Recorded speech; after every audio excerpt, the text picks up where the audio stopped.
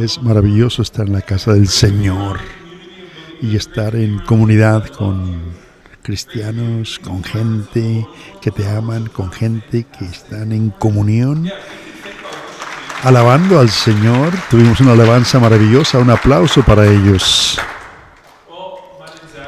Mi nombre es Pastor Zach y quiero darles una información del viaje de los dos pastores por este viaje en Europa.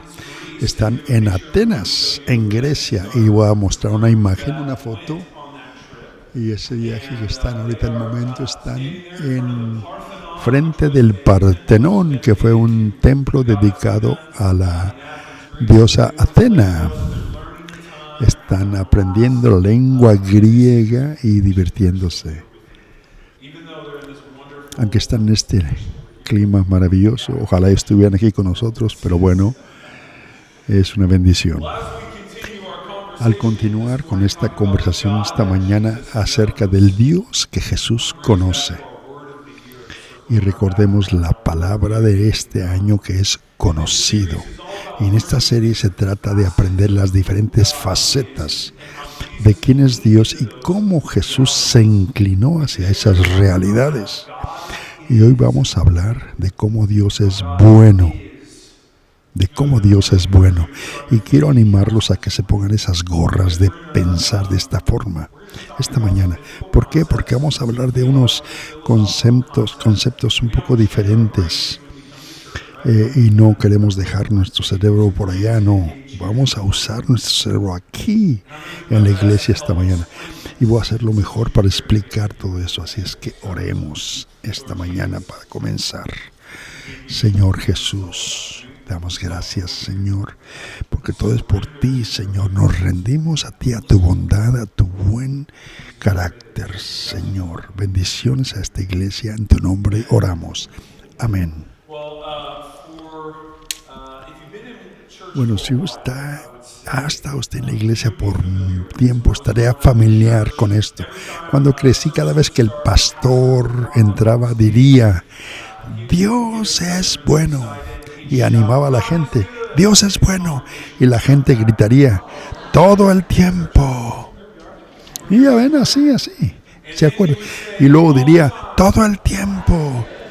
Y la iglesia respondería: Dios es bueno.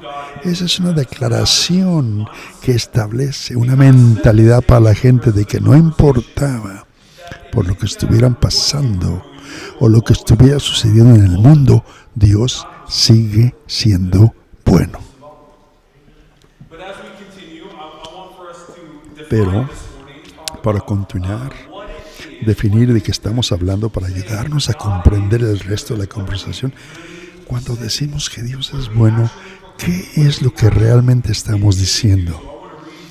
Es que vamos a leer lo que es un diccionario bíblico que fue escrito en 1893 y dice esto: la bondad de Dios, una perfección de su carácter que ejerce a sus criaturas de acuerdo con sus diversas circunstancias y relaciones.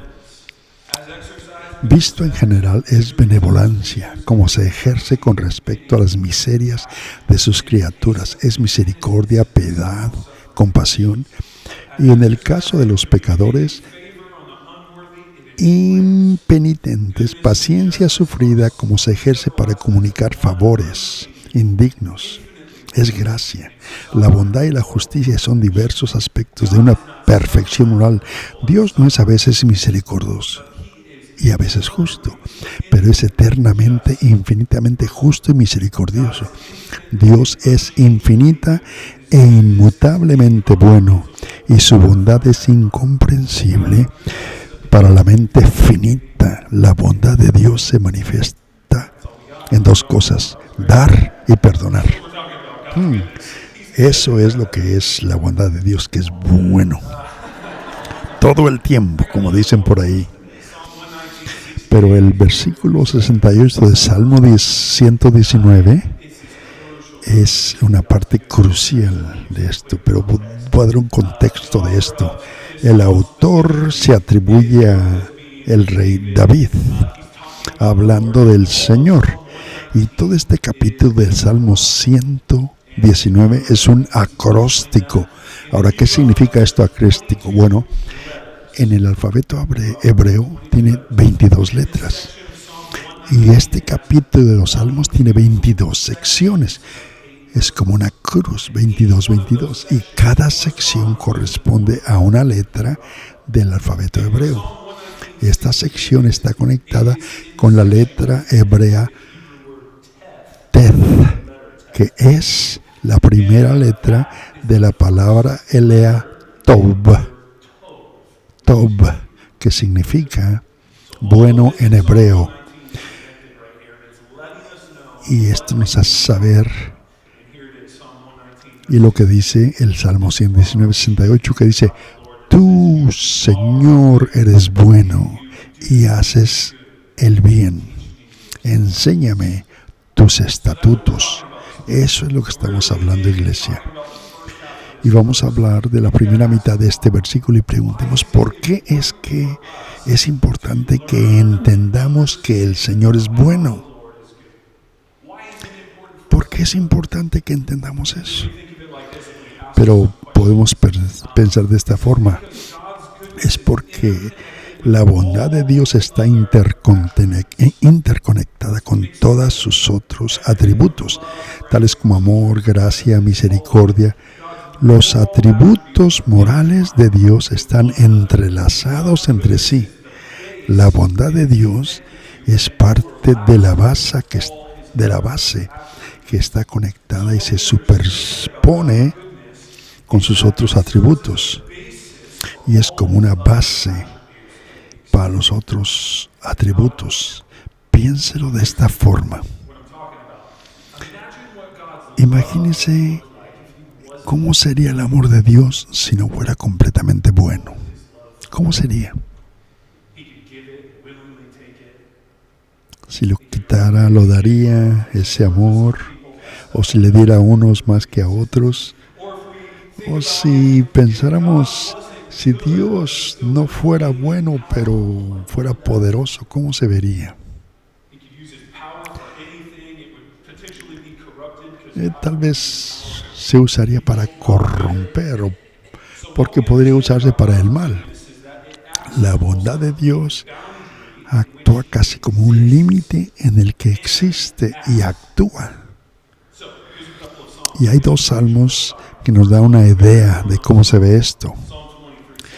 El primero, Salmo 23. Ciertamente tu bondad y tu amor me seguirán todos los días de mi vida y habitaré en la casa del Señor para siempre.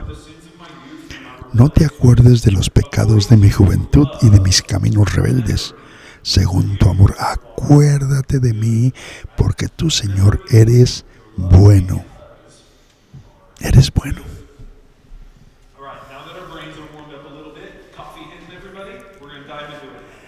Ahora que nuestros cerebros están entendiendo esto un poquito mejor, vamos a profundizar un poquito más, ¿ok? Uno de los debates teológicos de las preguntas es cómo se relaciona Dios con el concepto del bien. ¿Cómo? Esta pregunta, ¿cómo es que esta bondad, hay algún tipo de bondad que sea independiente de Dios? ¿Existe algún tipo de ley que defina la bondad que está sobre Dios, por la cual Dios es juzgado? ¿O es Dios un inconformista ante la ley? Ahora, hay diferentes conceptos.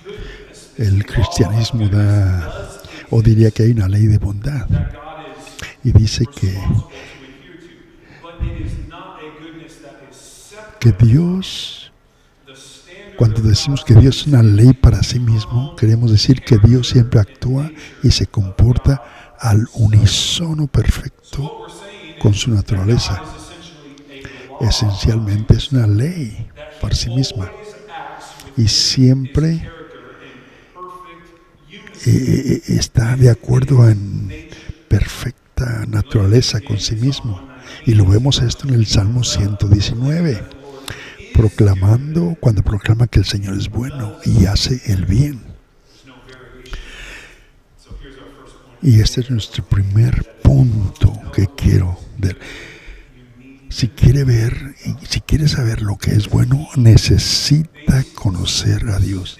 Si queremos saber lo que es bueno, necesitamos conocer a Dios. Y el estándar de la bondad, Dios es bueno, pero mejor entendido si le damos la vuelta a esa frase, es que la bondad de Dios no es que adoremos la bondad. Eso no es lo que estoy diciendo. Lo que estoy diciendo es que la bondad es definida por Dios. Definida por Dios. Es lo que entendemos. No del otro lado. Dios define la bondad.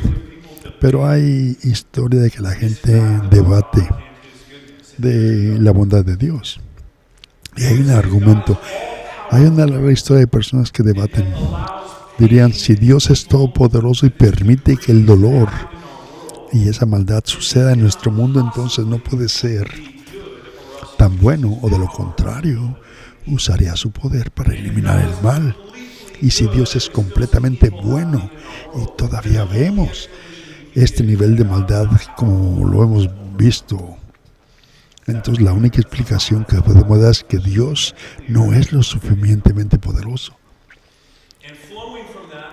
Y viendo esto, y si Dios es completamente poderoso o bueno, entonces Él no es Dios. Dios no existe. Esto realmente se reduce al problema del mal. Y este argumento presupone algunas cosas. En otras palabras, está trayendo algunas ideas precedidas al argumento. Una de ellos es que presupone que Dios es moralmente responsable y que los humanos son valiosos, ya que no deberían experimentar estas cosas. Eso es un argumento para otro día, ¿no? Vamos a hablar de eso. Entonces, el mal realmente refuta la existencia de Dios. ¿Cómo que rechaza eso? En las discusiones de filosofía y teología, identificamos ciertas verdades, realidades o hechos que son independientes de una visión personal. Esto se le llama una verdad objetiva. El otro lado es una verdad subjetiva, lo contrario. Algo que pertenece al punto de vista de una persona. Un ejemplo, por ejemplo, es de que yo pongo el termostato en mi casa a 72 grados. A 72 grados. Y yo digo, está a 72 grados. Es una verdad objetiva. Se puede probar, se puede verificar, medida. Ahora mi esposa entra y dice, ¡hey, hace mucho frío aquí! Bueno, es una idea subjetiva porque es específico a su punto de vista, pero no es real. Ahí vemos lo que es la verdad objetiva y subjetiva. El problema con esta pregunta, el mal objetivo, la realidad del mal, la realidad del mal debe tener algún tipo de medida para que sea medido, por el cual se mide para ser considerado malo. Por lo tanto, el mal objetivo se supone que es el objetivo. No puede tener el mal sin el bien. Debe haber un estándar. Así que no, el mal no niega la existencia de Dios. El mal se convierte en un argumento para la existencia de Dios. El mal se convierte en un argumento para la existencia de Dios. Déjenme contárselos de esta manera. Aquí ven esta imagen en la pantalla. Se ve que en la sombra se ve que hay sol porque la luz traspasa la ventana y entra a las sombras. No podemos tener luz sin sombra, o al revés, no podemos tener sombra sin luz. Ahí se comprueba de que hay luz porque traspasa las sombras. Hay maldad en nuestro mundo y lo hemos visto estos últimos meses y años, no solamente aquí, sino en el mundo entero. Pero eso no significa que Dios no está cerca. Significa que lo es. Dios no quiere que no está cerca, lo está, pero Él actúa. No se detiene ahí. Es un Dios bueno. Actúa de acuerdo con el carácter, como el ser supremo que es la fuente de nuestra norma de bondad. ¿Y qué hizo con toda esa bondad, poder, gracia, misericordia y justicia? Bueno, en Génesis 1 nos dice que Él creó. Dice que creó y vio Dios todo lo que había hecho y vio que era muy bueno. Y dice que fue la tarde y la mañana el día sexto y dice que era bueno, porque ese es lo que Él es. Todo bien dado y todo don perfecto. En Santiago dice que todas las cosas buenas y todo don perfecto desciende de lo alto, del Padre de las luces, en quien no hay variación ni sombra cambiante. Y de acuerdo a Santiago, les hace saber a nosotros, los lectores, que en sus pruebas Dios no los está tentando o no nos está tentando a pecar, como Dios no tienta a nadie. Pero las dificultades en la vida tienen la intención de fortalecer a su pueblo, como leímos en Romanos hace 2 semanas, que todas las cosas funcionan juntas para bien para todas aquellas gentes que obran bien para su propósito. Y Jesús sabía que el Padre Celestial, esta es la bondad que Él sabía. Y creyó y supo que era el Padre, Él sabía. Y vemos esto en el Evangelio de Lucas, cuando un rico vino y le llama a Jesús y le dice: buen maestro, ¿qué debo hacer para heredar el reino? Y Jesús le responde y dice: ¿por qué me llamas bueno? Porque le dijo buen maestro. Dice: nadie es bueno sino solamente Dios. Jesús aquí está afirmando que Dios seguía siendo bueno en medio del mal de nuestro mundo. Y va aún más allá.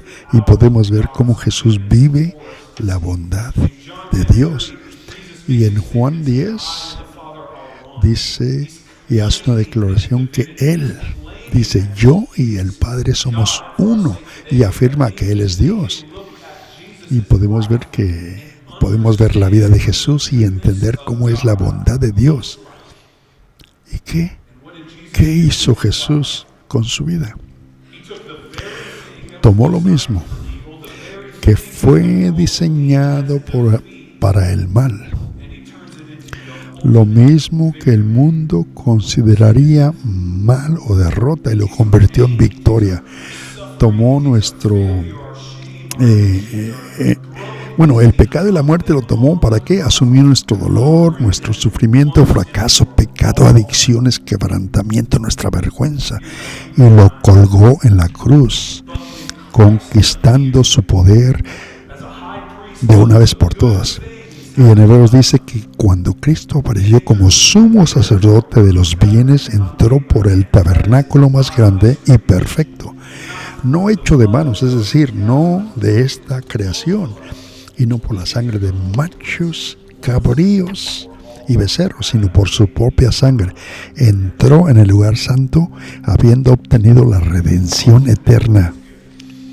El punto principal es que si queremos saber lo que es bueno, necesitamos conocer al Señor. Iglesia, si quieren saber lo que es bueno, necesitan conocer al Señor. Vamos a tomar un segundo para reconocer que si están pasando por algún difícil en este momento en su vida, algún momento me doy cuenta que muchos en este momento lo que acabo de decir probablemente no sea muy reconfortante, porque lo que hablamos hoy fue muy teológico, muy filosófico, no muy pastoral que digamos, pero quiero dedicar nuestros últimos minutos a dar algunas sugerencias prácticas, útiles de las Escrituras para responder a la bondad. Y la primera es en Salmo 34. Dice el Señor: prueben y vean que el Señor es bueno. Cuán bienaventurado es el hombre que se refugia en Él. Cuán bienaventurado es el hombre que se refugia en Él. Vengan a experimentar al Señor esta mañana. Vuélvanse al Señor y encuentren consuelo en Él. El Salmo, otro Salmo 92, dice: bueno es dar gracias al Señor y cantar alabanzas a su nombre, declarar su bondad por la mañana y su fidelidad por la noche. La Escritura dice que es bueno adorar al Señor, y las Escrituras dicen eso, y por eso es bueno que empezamos con la alabanza. ¿Por qué? Porque el Señor merece nuestra adoración y hace algo en nosotros que alinea nuestros pensamientos y acciones con el Señor. No es solo cantar por cantar, o no es solo un concierto en un karaoke cristiano, no, como un domingo cualquiera, no, es un momento para comprometerse con el Señor. Finalmente quiero mencionar lo que podemos hacer, lo más poderoso, cuando hablando de la bondad de Dios. ¿Cómo van a predicar a menos que sean enviados? Tal como está escrito: qué hermosos son los pies de los que traen buenas nuevas de cosas buenas. Las buenas cosas han llegado y su nombre es Jesús, iglesia, Jesús. Si están pasando por momentos difíciles y se encuentran en valles de penas, están luchando por la vida y siguen siendo golpeados por las pruebas, por las tribulaciones, vengan a experimentar al Señor, apóyense en Él, denle adoración, cuéntenle a los demás porque Él es bueno y Él hace el bien. Oremos esta mañana, iglesia. Señor, te alabamos, te damos gracias por tu palabra, por tu promesa. Gracias por revelarte a nosotros la bondad del Padre que tú eres para nosotros. Y tu bondad no es egoísta, sino la das libre y generosamente a nosotros, Señor. Y por eso tenemos relación contigo, Señor. Y nos pones en el camino correcto. Ya pagaste la deuda por nosotros, Señor. Vemos esto, Señor, con un corazón claro, con una mente clara. Siguiendo nuestra postura de alabanza, en la postura de oración, proseguimos. Y quiero decir que si usted se encuentra aquí y no ha experimentado esa bondad de Dios, tal vez usted tiene esa pregunta: no sé cómo entrar en esta bondad de Dios, no sé cómo hacerlo. Tal vez usted está luchando con sus quebrantamientos, con sus faltas, pero sabe que Dios es bueno y Dios se reúne donde usted se encuentra. Si usted está listo y si esta mañana dice: yo quiero entrar en esa bondad, yo quiero recibir eso, yo quiero recibir ese amor, esa gracia, esa verdad. Si usted es ese, lo que tiene que hacer es levantar su mano y decir: yo soy ese. Queremos orar por usted. Ya veo esa mano levantada, sí. Qué bueno, gracias, magnífico. Esta es una declaración de recibir al Señor y por eso oramos. Señor, tú eres bueno con nosotros. Tú vienes tienes siempre y ya pagaste el precio por nuestros pecados. Por eso esta mañana con brazos abiertos decimos, te recibimos, Señor. Recibimos tu bondad, tu verdad, tu gracia. Te recibimos a ti, Jesús. Envíanos para dar vida a los demás. Vidas que reflejen tu bondad a otros, Señor. Te amamos, Señor. Y oramos en tu poderoso nombre. Y todos decimos amén.